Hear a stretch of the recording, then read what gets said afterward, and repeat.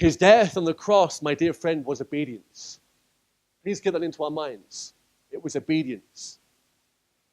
Man's wicked action was a demonstration of his disobedience. But Jesus, according to the overarching plan of redemption, was obedient even unto death, the Bible says. Because what use would a perfect righteousness be, my friend, if you still have one sin that remains unpardoned? God won't let you in. God won't accept you. You see the dilemma? If we are to know anything of Christianity, of this message of Jesus fulfilling the law and the prophets, then you must understand the cross. What the cross means. Which necessitates a right view of sin, that before God, every sin is an eternal offense to a holy God. Do we understand that? Do we understand if we managed to live 69 years and we didn't have even original sin, which we all do, and we're born holy and perfect in this world, and we live 69 years, we live to the 364th day, and we had never sinned, and then we sinned, and then we died. One sin takes us to hell. People say that's wrong, that's unjust, that's not fair, that's not how we live. Why is this the case? Because it is a sin against an eternal nature which carries an eternal sentence and an eternal punishment. It is of an eternal offense to him. One sin cannot remain unforgiven, unpardoned, even if the righteousness is there to cover. We must be pardoned. We must be forgiven. I want to tell you this morning, and I want you to listen carefully to this last part of the message. This is the message of the cross. Do not misunderstand me about what I'm about to say.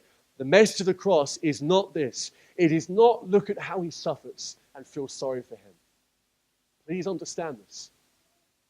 The message of the cross is not look at the blood that he sheds and the pain and the suffering and the agony and look at the injustice of man and you should weep and cry and have pity for him. No, I tell you this, someone who's not even a Christian could look at someone who is being executed and it's unjust and it's not right and they're suffering and they would cry a river of tears for such a person, but it means nothing if you've not understood why.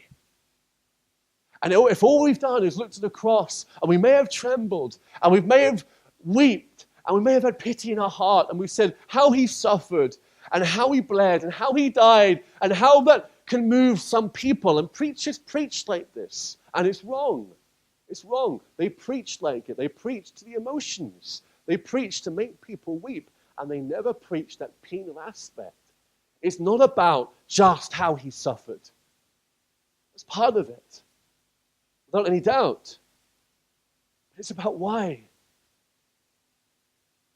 It's about why.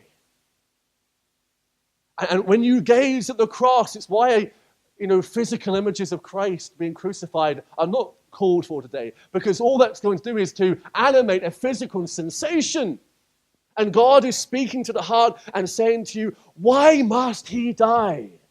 Because God punishes sin on his Son. And that, my friend, is what faith looks to. That's what it looks to. That's what it believes.